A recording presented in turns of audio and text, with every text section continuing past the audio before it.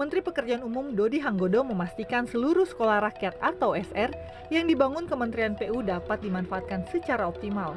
Salah satunya sekolah rakyat di Kabupaten Bantul dan Kabupaten Sleman, Daerah Istimewa Yogyakarta. Lihatlah kondisi kehidupan kita. Di berbagai pelosok tanah air, masih ada keluarga yang kesulitan mengakses pendidikan berkualitas. Saat ini Indonesia masih belum berada di peringkat atas dalam pendidikan global. Masih banyak peluang untuk memperbaiki akses dan pendidikan anak-anak kita. Bagaimana kita bisa berubah? Dan istilah sekolah rakyat ternyata bukan hal yang baru. Di era kolonial Belanda, sekolah dasar untuk masyarakat pribumi dikenal sebagai Volkschool atau sekolah desa. Pendidikan 3 tahun untuk membaca, menulis, dan berhitung dengan biaya sangat rendah, sekitar 0,05 gulden per bulan. Lalu, di masa pendudukan Jepang, istilah itu muncul lagi sebagai Kokumin-gakko dengan jenjang pendidikan hingga 6 tahun, menyetarakan akses sekaligus sebagai alat indoktrinasi. Istilah tersebut kembali dihidupkan, namun dengan konsep yang jauh lebih progresif. Program sekolah rakyat modern dirancang sebagai sekolah bersama gratis untuk siswa dari keluarga miskin ekstrim. Semua kebutuhan mulai dari tempat tinggal, makan, hingga perlengkapan sekolah ditanggung oleh negara. Ini bukan sekedar pendidikan dasar, tapi wadah pemberdayaan generasi masa depan. Kurikulum tidak hanya akademik, tetapi juga karakter, kepemimpinan, kewirausahaan, dan bahkan integrasi kecakapan STEM dan teknologi. Infrastruktur adalah fondasi dalam pendidikan. Kementerian Pekerjaan Umum menjadi ujung tombak dalam pembangunan sekolah ini. Mereka mempercepat pembangunan dan renovasi sekolah rakyat. Dari tahap 1 yang sudah beroperasi dari Juli 2025, tahap 1B fungsional pada akhir Juli, dan tahap 1C yang ditargetkan beroperasi pada awal September tahun 2025. Total hingga target mencapaikan 200 sekolah, termasuk revitalisasi dan pembangunan baru terintegrasi dalam Indonesia Emas tahun 2045 melalui Astacita. Untuk mendukung cita-cita besar Indonesia Emas tahun 2045.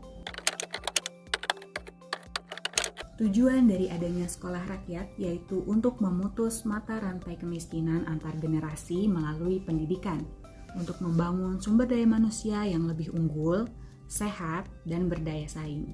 Program ini tidak hanya menyediakan pendidikan secara gratis, tetapi juga memenuhi kebutuhan esensial lainnya seperti seragam, buku, alat tulis, makanan, dan tempat tinggal bagi mereka yang belum memiliki akses untuk ke pendidikan yang formal. Dengan adanya sekolah rakyat, diharapkan dapat meningkatkan kualitas hidup, membuka peluang masa depan yang lebih baik, mencetak generasi unggul yang siap bersaing, dan membentuk karakter bangsa yang optimis dan memiliki jiwa nasionalisme. Pemerintah melalui Kementerian Pekerjaan Umum terus merealisasikan program sekolah rakyat sebagai wujud nyata pemerataan akses pendidikan bagi anak-anak Indonesia. Program sekolah rakyat tentunya difokuskan untuk menyediakan fasilitas pendidikan dasar di kawasan prasejahtera dan daerah terpencil. Bentuk kegiatan ini meliputi renovasi dan pemanfaatan bangunan existing seperti aset Kementerian Sosial, gedung pemerintah daerah, hingga fasilitas perguruan tinggi yang dialihfungsikan menjadi sekolah. Sekolah rakyat ini tidak hanya menghadirkan ruang kelas, tetapi juga dilengkapi laboratorium, perpustakaan, musola, ruang makan, rumah dinas guru, lapangan olahraga, hingga unit kesehatan sekolah. Selain itu, dukungan sarana air bersih, seperti sanitasi, serta kelistrikan off-grid juga disiapkan agar siswa dapat belajar di lingkungan yang sehat dan juga layak. Program ini berbentuk boarding school atau sekolah berasrama. Dengan konsep ini, anak-anak dari keluarga yang tidak mampu mendapat tempat tinggal, pendidikan, dan pembinaan karakter yang menyeluruh. Dengan program sekolah rakyat, pemerintah ingin memastikan bahwa setiap anak Indonesia tanpa terkecuali memiliki akses terhadap pendidikan berkualitas sebagai fondasi untuk membangun generasi emas Indonesia. Manfaat sekolah rakyat. Yang pertama, memeratakan akses pendidikan. Sekolah rakyat dirancang untuk memastikan setiap anak, termasuk yang tinggal di pelosok, memiliki kesempatan yang sama untuk mendapatkan pendidikan berkualitas. Yang kedua, memutus rantai kemiskinan, memberikan akses pendidikan gratis dan komprehensif untuk anak-anak dari keluarga tidak mampu hingga miskin ekstrim. Yang ketiga, pendidikan holistik dan komprehensif, tidak hanya pada pendidikan akademik, tetapi juga pada pendidikan karakter dan pengembangan potensi diri secara menyeluruh. Yang keempat, pemenuhan kebutuhan mahasiswa selain pendidikan sekolah rakyat, juga menyediakan berbagai kebutuhan lainnya seperti asrama, gizi terjamin, pemeriksaan kesehatan rutin, pakaian, dan juga perlengkapan sekolah sehingga siswa dapat fokus pada pembelajaran. Manfaat dari program sekolah rakyat juga diakui oleh para orang tua siswa. Salah satunya adalah Ibu Pipit, ibu dari siswi bernama Syafa Gading Wiguna. Berikut perkataan dari Ibu Pipit. Sekolah Rakyat adalah program yang bersinergi antara Kementerian Sosial dan juga Kementerian Pekerjaan Umum. Berdasarkan data dari Kementerian Sosial, diketahui ada sebanyak 2.007 siswa sekolah rakyat yang akan menerima dukungan program bantuan iuran jaminan kesehatan atau PBIJK mulai Agustus tahun 2025. Sekolah rakyat memiliki tantangan tersendiri. Beberapa tantangan yang dimiliki sekolah rakyat yaitu yang pertama, menjamin pendidikan yang setara tanpa melihat status sosial. Sekolah ini memang diperuntukkan untuk siswa dari kategori masyarakat miskin ekstrim mulai dari SD, SMP, SMA, di mana sekolah ini berbentuk seperti asrama. Stigma yang tertanam di dalam masyarakat saat ini memandang bahwa sekolah rakyat merupakan sekolah rakyat miskin ekstrim, sehingga anak-anak yang sekolah di sekolah tersebut berpotensi merasa terkucilkan dan sangat berpengaruh pada kehidupan sosialnya nanti.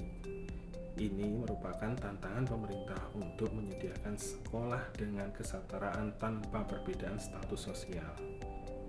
Tantangan berikutnya adalah memberikan pendidikan yang layak ke setiap warga negara serta merata di seluruh negara Indonesia.